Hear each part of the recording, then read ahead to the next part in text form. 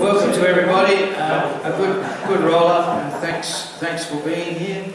A couple of apologies. I think Wayne Winston can't make it, and there's one other whom The other Wayne, who couldn't come for family reasons, but Wayne might well be on Zoom tonight. So, in fact, we got anybody on Zoom at the moment other than me? I don't know. No. No. Okay. Not even Anna. Anna's probably still packing up from the Yeah. Tom and I were at Wyson today. Neville was there on Thursday. We've got Adam VK5 GA. He'll be there tomorrow. So thanks to the guys from NERC who can participate. Nev banged his car in the back of his car into a tree, so he knows what it's like to have a number on his car. But thanks, Nev. I'm sorry about the incident. And I had my car was damaged too because my mag mount slipped in between the hinge on the lift up thing, so I've got a scratch on my car. So yes, it's a bit hard. Yeah, well, myself and WIE chased them away from them. It would be that nobody came up. I sat and listened for 20 minutes in case anyone came up.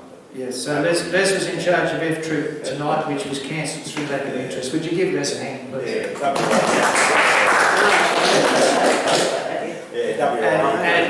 And further news, Stewie's got some gear. What have you got? Some ferrites. And I'd love one too, so leave me at least one or two, that'd be good. But see Stewie afterwards if you'd like one, to stop the RF in your shack and get further out easier. It's my pleasure to introduce Det folks. And if you'd like to come to the party and say good day to everybody, tell us a bit about yourself, would you please welcome Det.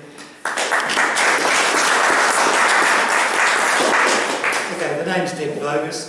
I got my call initially in 1980 as VK3XDV, and a few months later I decided to go and do my Morse, passed the 10-word send but failed the 10 words receive, so I picked up my novice licence on the way and became VK3NDV and XDV. Then moved to New South Wales, and in the process got a combined call. Became VK2 Kilo Victor Papa, and I held KVP until COVID, until a year ago. In fact, I held it until the last renewal. But 2 years ago, almost 3 years ago, I had a look at what call signs were around, and thinking, well, the kids are in South Australia, so maybe I'll latch up a South Australian call just for fun. And lo and behold, VK5DET was available. And DET is my first name, or the first half of it. The rest of my first name is Det Lef. But we left the Lef and just kept the Det. And my wife has only one Det. Fortunately, that's me. Some people think of me as an inverted Ted. Ted upside down. I thought it was Ted.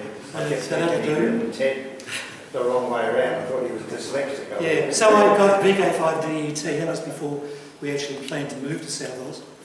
At the same time, for nostalgic reasons, VK2XDV was available. So I grabbed that as well. And at the same time, I grabbed an outpost call sign and I joined 4 land mobile radio clubs to check them all out. Having just the amateur band frequencies available to me just wasn't enough. I wanted to play on 5 and on 11 and on 7.9 and various other places, so I grabbed. At the same time I was spending a fair bit of time in the bush, out of range of telephones, and figured Traveller's Net wasn't doing all that well. I could very rarely get onto the guys at the Traveller's Net, so I joined a land mobile radio club so that I could have more diverse communications on HF. I started off with an ICOM 7000 I was using at the time, and programmed it up to transmit on those other frequencies.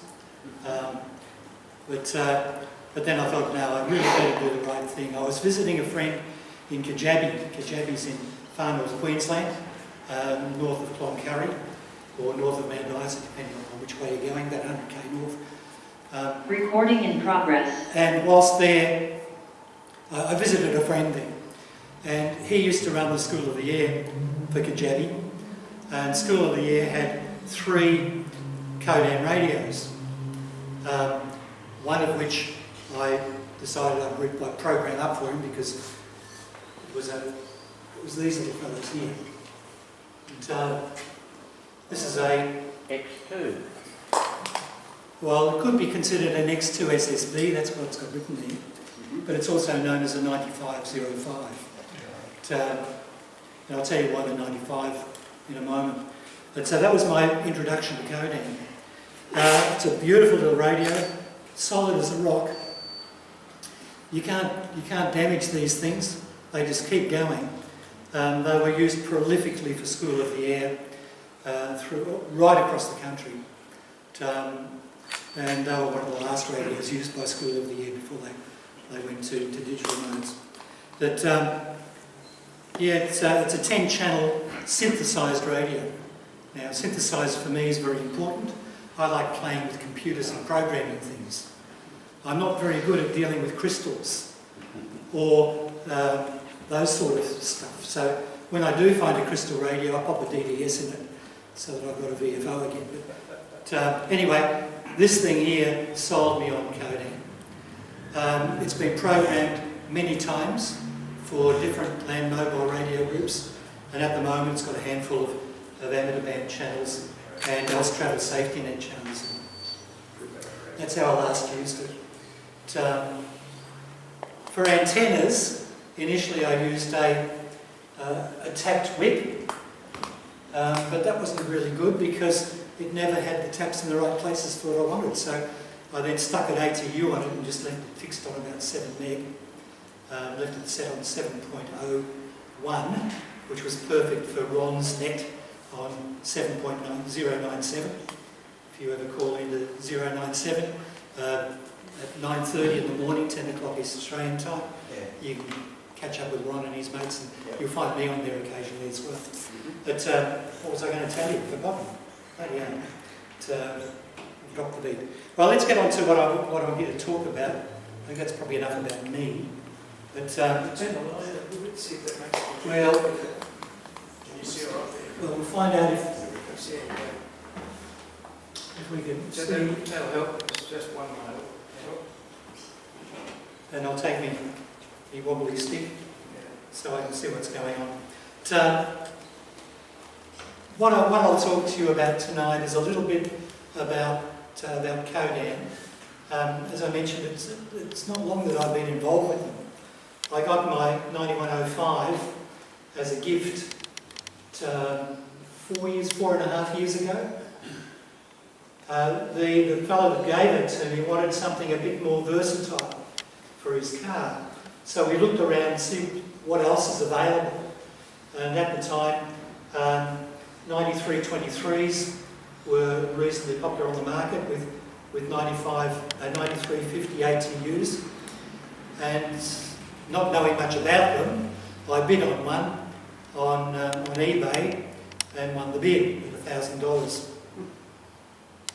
At the same time, there were 2 NGTs that had come up on the market. One of them, the 9323 I got for my mate Bob. I wanted something a little bit more modern, so I actually made an offer on one of the NGTs. It was an offer type arrangement, and my offer was rejected.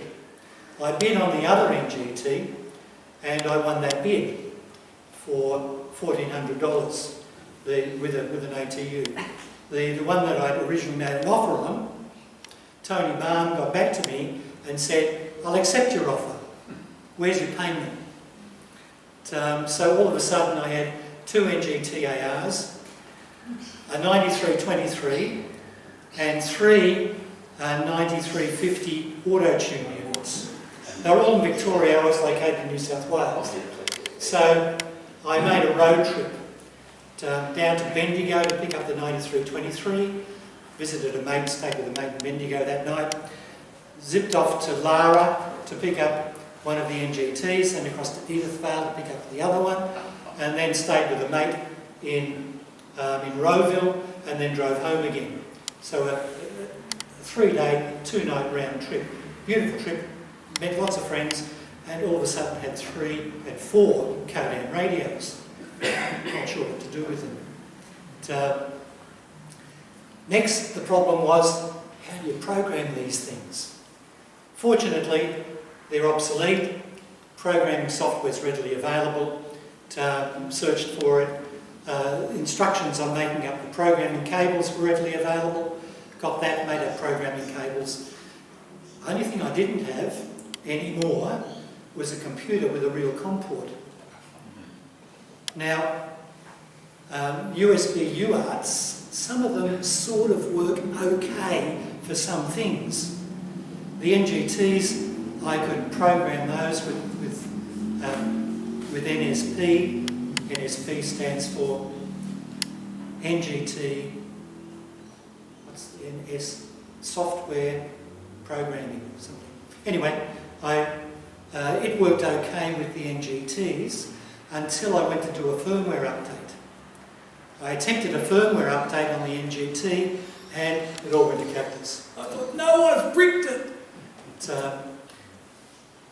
What I needed was a genuine USB, a genuine COM port, an RS-232 port. I need some slower stuff, going backwards and forwards up the cable. The UART on the Windows 10 machine was just too fast. So then I had to go and find a computer with a COM port. Anyway, I'll tell you more about those things later. But let's have a look at what Codan's up to, or has been up to. I got really enthused about Codan gear. I was frustrated initially in that there wasn't a lot of information available on the web. There are a couple of groups, Group IO's groups, which used to be Yahoo groups, which I joined, and they had some really useful, really helpful people on board. But I wanted something a bit more, so I started a Facebook group called Codan HF Radio Users, and kicked that off. And within 2 weeks we had 200 members. Within 3 weeks we had 400 members, and we've now got 780 members, and a fair bit of interaction. So if you want to know anything about Codan gear, go join the Codan HF Radio Users Facebook group. Extremely informative. So my background in Codan is very short, sweet, but my enthusiasm for them is enormous. I love the gear. I started collecting.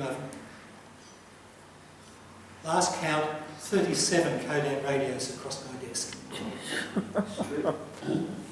I bought a bunch of 20 from Ivan Smith up in the Riverland.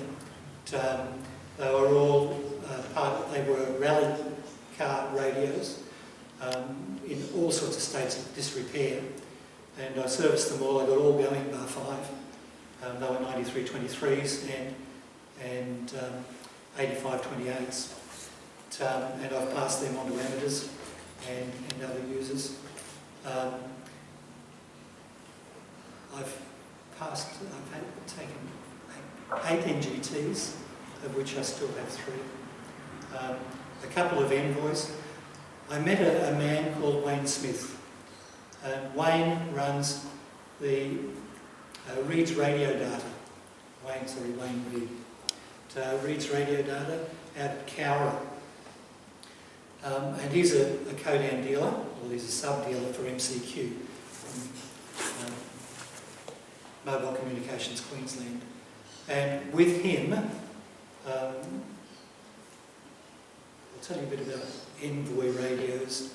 MCQ had an order from Tas Hydro for 180 Envoy radios with auto-tunes. Unfortunately, Tas Hydro sort of went broke. They lost all of their water and they had to go and buy diesel and diesel engines to keep Tasmania electricity going, and so they couldn't afford to pay for their envoys. So all of a sudden, just before they were ready to ship, MCQ had 180 of these. They ended up putting them on the market at 60% of their retail price. So there was a whole pile of Envoys on the market. I think they've got 2 or 3 left. But so for under $4,000, for about $3,800, you can get $8,000 worth of Envoy. Now, I got enthused about those, so I bought myself one. Played with it for a while, and so excited that I bought another 7 and passed them on to my amateur mates. And so got involved with Envoys as well. Anyway, let's go and have a look at what Codan's been up to. Just a little bit of information about this. I stole the background for this little presentation from a Codan training page. So just to try and give it a bit of a theme. But I've had nothing to do with Codan on any sort of formal basis. I just finished the template. Hope they don't mind. Yeah. A little bit of history. 1959, Alistair Wood, Ian Wall and Jim Benison established ELCO, Electronic Instruments and Lighting Company. And Austin may know a little bit more about this. In fact, I might ask them some questions later to see if we can give some more insight. But in 1961, they released their first HF radio, type 6104. The 6104 is a lunchbox shaped radio. AM only, but it managed to score the contract for School of the Year, and consequently they ended up with orders for lots, and that really kicked them off in the HF radio scene. By the way, I'm only going to talk about Codan's HF radio stuff. They do lots of other things as well, but my interest is in the radios.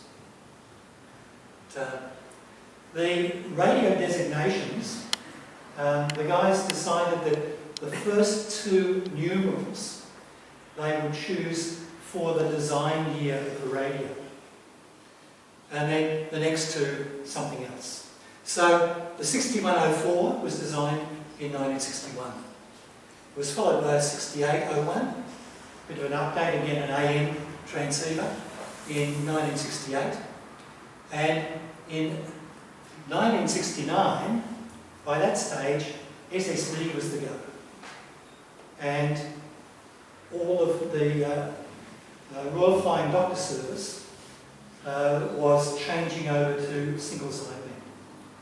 And so they needed an SSB radio. So Codan, amongst other things, developed the 6924, the last of the lunchboxes. And I'll show you pictures of those in a minute. Other radios that I've got 7727, so I have 3 variations, the Type A, the Type B, TD, and a Type C. The TD was the first of the remote control radios. And by the way, this is what a 6104 looks like.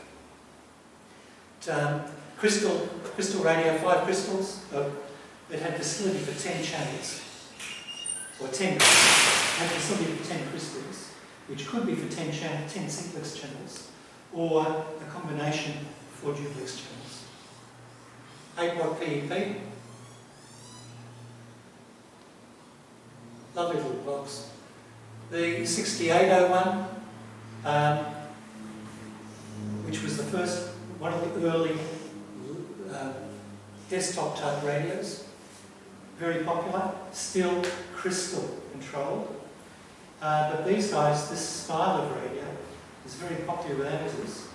You take out one of the crystal slots and replace it with a DDS unit, and you can then tune digitally. You use the channel switch. You can use the channel switch here to switch the output filter bands, so you can optimize output Lovely radio. The 6924, as I said, was the last of the lunchboxes and the most popular. Single sideband, easily converted with a VFO for the DDS operation. And a marvellous little machine. 30 watts PEP output on a single sideband. Great bit of kit.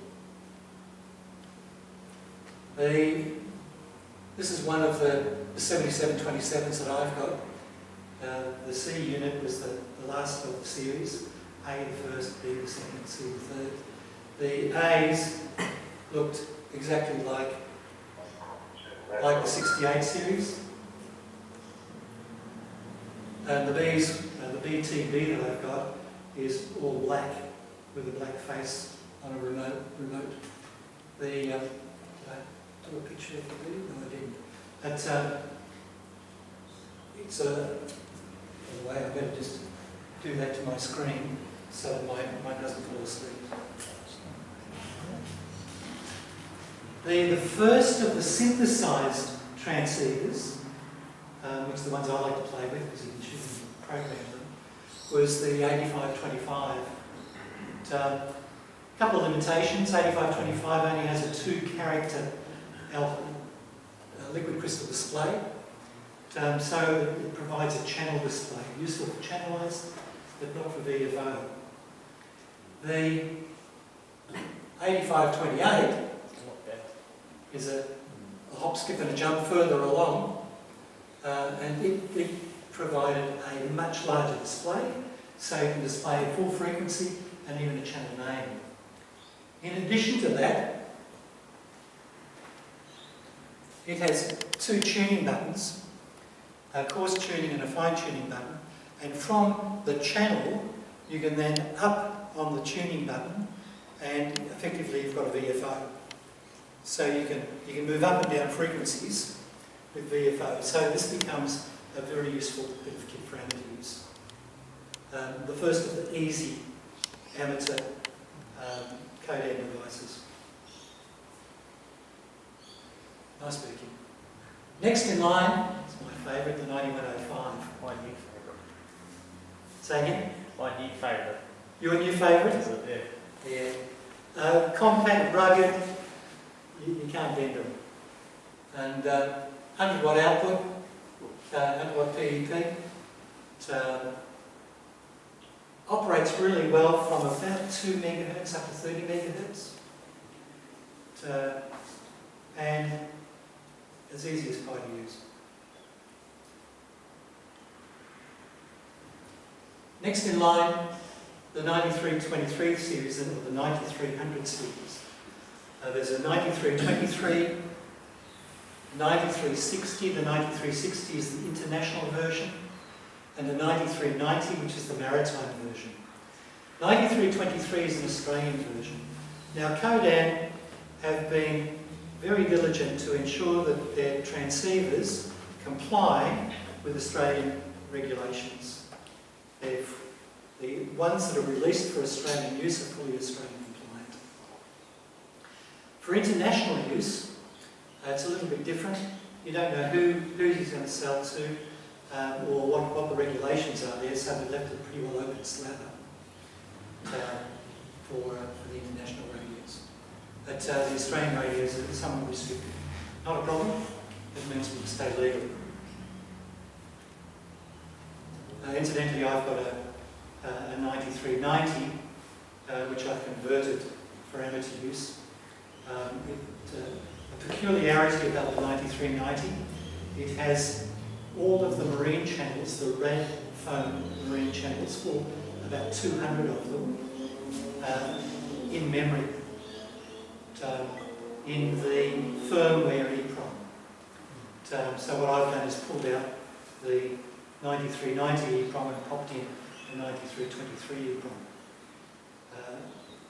The one channel that I can't get rid of is 202 and 2022, the marine emergency channel. It's programmed somewhere else. Did you get them out of this one as well? The 2020? I haven't. It's Program. almost impossible. So sorry. It's almost impossible to get 2020 out of it. This one doesn't have 2020 in it. Oh, okay. The 9360, the 9390, I can't get 2320. And I'm fine, it's channel 1. Yeah. And it can stay here on channel 1. It's channel 1, it's AM as well. But the nice thing about the marine radios is that they have AM available as well. And it's got the high band crystal as well, so it's got upper and lower side Anyway, after 1993, Codan dropped the two-digit design year number, and they called their new radio a new generation transceiver. With the new generation transceiver, the first of them that was released was the NGT-AR and NGT-SR. NGT-SR is the international version, NGT-AR is the Australian version. The NGT-AR has a blue face, it's this guy up here. Sometimes commonly referred to as, sorry, no it's not, it's this guy down here. Pale blue. No, pale blue face. The NGT-SR had a grey face. But the family of NGTs is, well, let me tell you basic differences first of all. The SR and the AR had three components to the radio. An RF unit, which is the black box, a control unit, which is the handset, and a junction box to join them up. Now the beauty of the junction box, it had numerous other interfaces. It had a 15-pin GPIO interface, a 9-pin RS-232 interface. By the way, the GPIO interface also included RS-232 and a 5-volt output. So it was ideal for plugging in a GPS unit because it provided 5 volts to GPS as well. And it had a 10-pin outlet which connected to the radio, the junction box. The junction box had two of those, so you could daisy chain more junction boxes. And you could have them up to 150 metres apart. So, do you remember what the maximum distance was for the SIG cable? I heard 150 metres somewhere. So if you were running a communications centre with multiple operators and you only needed one transceiver, great bit of kit. Also, the GPIO unit could interface with telephone interconnects. So you can use your radio to connect to the telephone network. And you can connect it to other devices. So extremely versatile bit of kit. Moving forward, there are land radio operators that don't want all this complexity. They don't want a junction box. They just want a transceiver hidden somewhere in the car and a control point, a handheld microphone that does everything. By the way, once you've got these things, the ideal mobile device, because on your handset, everything is displayed that you would want. Very easy to change channels, very little distraction from driving, and a piece of vital operator, but no junction box. So they introduced the NGT-AR voice in Australia and NGT-VR for international sale. And moving along, there was also a demand for something that was a bit more portable. And lo and behold, along came the super lightweight! I'll show it. Yeah, more brightly later. And those on Zoom, we're going to switch over and start again. All right. I'll do that now. We'll Yeah. do it now, guys. So come back in again. Give us another 40 minutes. Recording stopped. We'll pause it for a A second. word from our sponsor. Until our sponsor redeems themselves. Where's the button? Oh, there we go.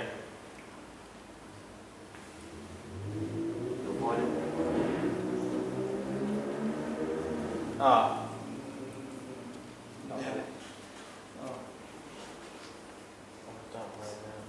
Now, as a lover of Codan gear and someone who likes to operate portable and remote, when one of these became available at what I thought was a reasonable price, I couldn't resist. I happened to have a few dollars in the bank, and I just went and paid for it. And lo and behold, out it came. So this cost me. Recording in progress. I bought this from a man in Melbourne who's looked after it exceptionally well. It's in mint condition. This radio is still current. It's a current model with Codan. They still sell it. It's available for about $11,000. It comes with a few antennas. By the way, this antenna. Oh, I broke it! It's not one of the standards it comes with, but it's a supplementary extra. But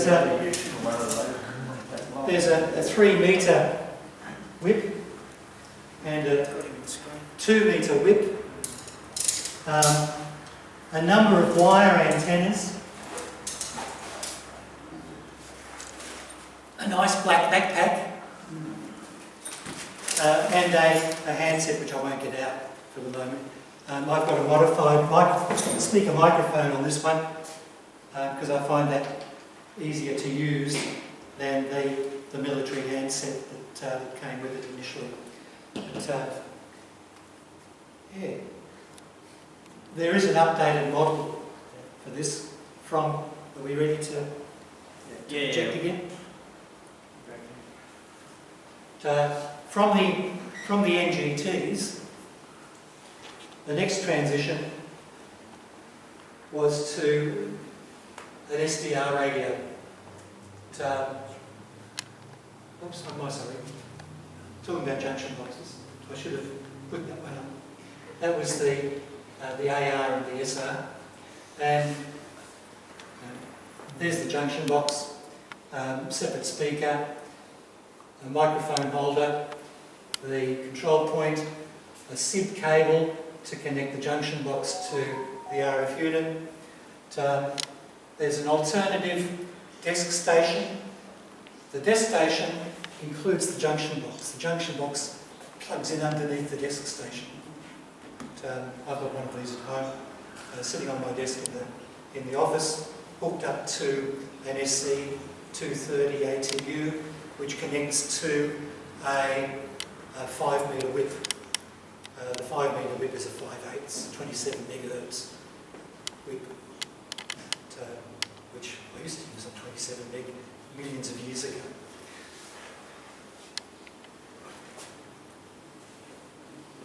Then we have the more simplified no-frills version, the AR voice and the VR.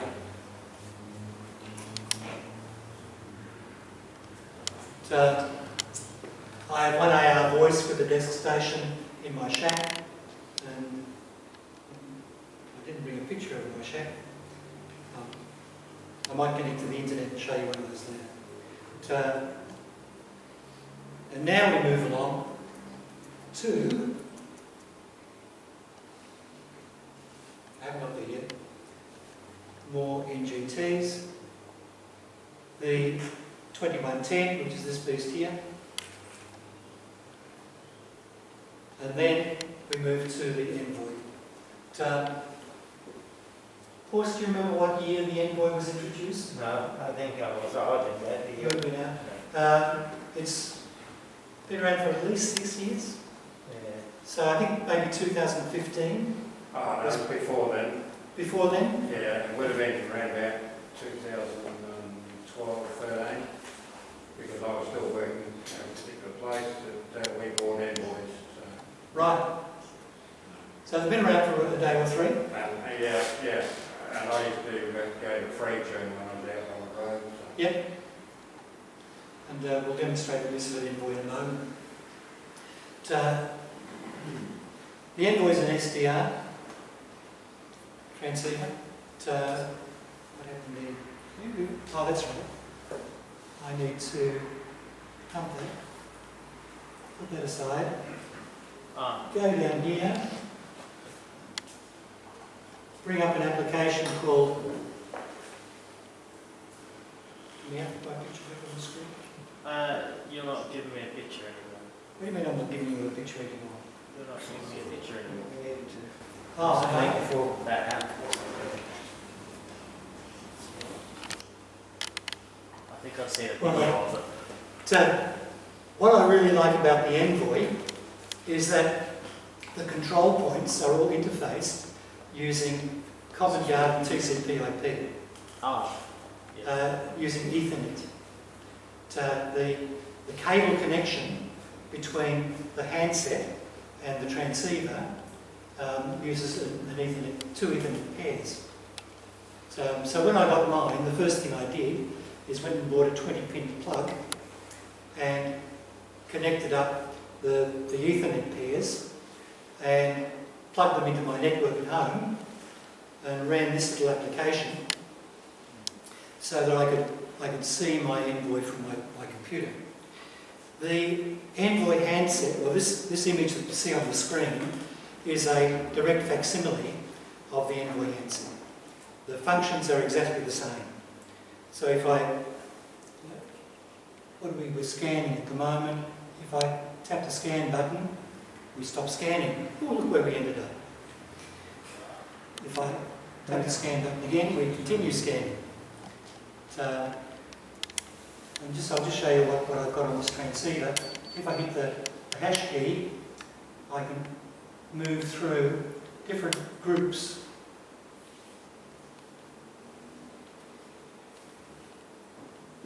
So we'll go to ham group, hit the hash key again, and now I can move through the ham channels that I've programmed. If I then hit function key 4, we change that to free tune. And in free tune I've now got VFO. Now this Envoy has amateur enabled, which means that I can transmit on the amateur bands in free tune mode. To transmit on the amateur bands without having the amateur option enabled, you can do that, provided you're only on upper sideband. Because the machine will program, you can program to set any upper sideband channel. But to operate free tune on amateur, you need amateur enabled. What I'll do is I'll just go back to scan, and on this radio I will, let's see, pick up, I'm just changing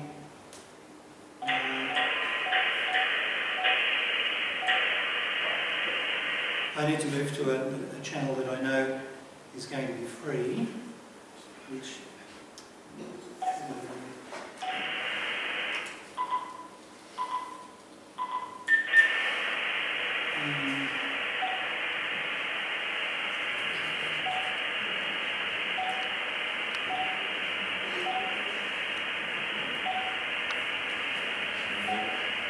I was there a minute ago. Here we go. And I'm going to 258. So I'm going to make a cell call. 42582 call. Now I'm cell calling my own cell call number.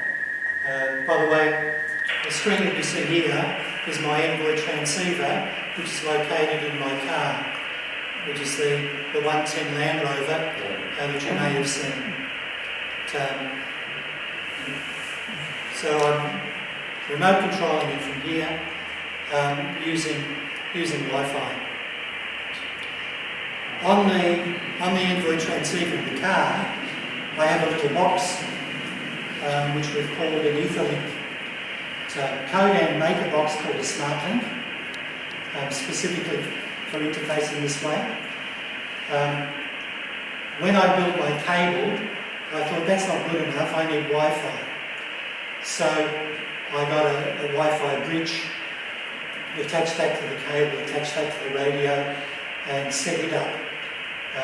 Then I got together with a man by the name of Aaron up in Mildura, and we built a whole pile of these we call them Etherlinks, and they're available for half the price of a SmartLink. They're a little bit better than a SmartLink in that the Wi-Fi facility is a little bit more modern. But it's basically what we're doing there. Now, you'll notice that, we've lost connection. I'm a little bit far away. You may have noticed that at the end of that cell call, there was a beep, beep, beep, beep came back, and the transceiver indicated that there was a call received. If I was sitting in my car at the time that that went through, I would have heard what sounded like a telephone ring. At that point, I can just pick up the transceiver in the car and press to talk. And I'll automatically, the scan will have stopped, and I'll automatically be sitting on the channel on which the cell call came through. And so I can start talking immediately to whoever called me, in this case myself. A number of the land mobile groups have taken advantage of this to facilitate an emergency call. Austravel Safety Net and Australian HF Touring Club both have a similar system.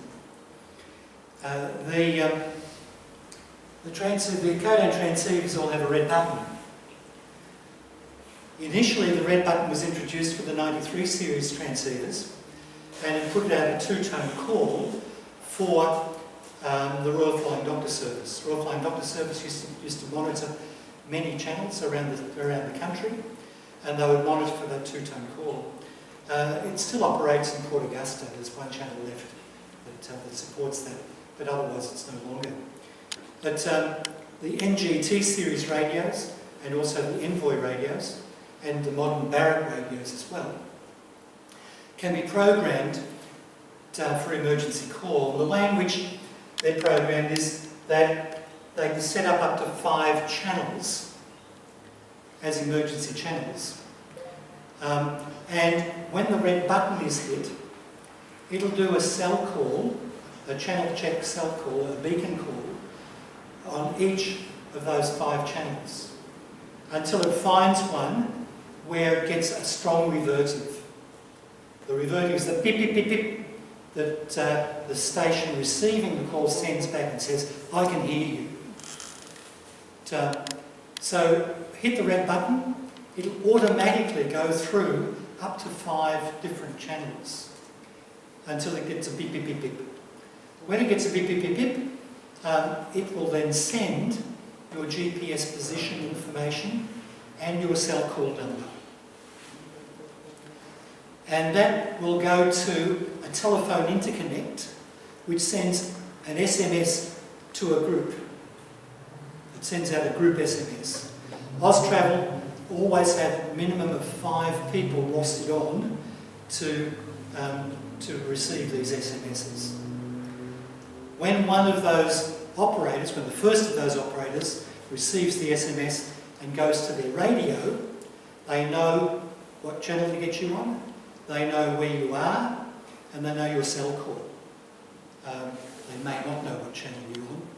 So they will then make a cell call back to you, and the person in the radio, in the car who pressed the emergency button, will then get a telephone ring on that radio. Now that process isn't instantaneous. It may take up to 5 minutes to come through. But the result is the radio giving you a telephone ring.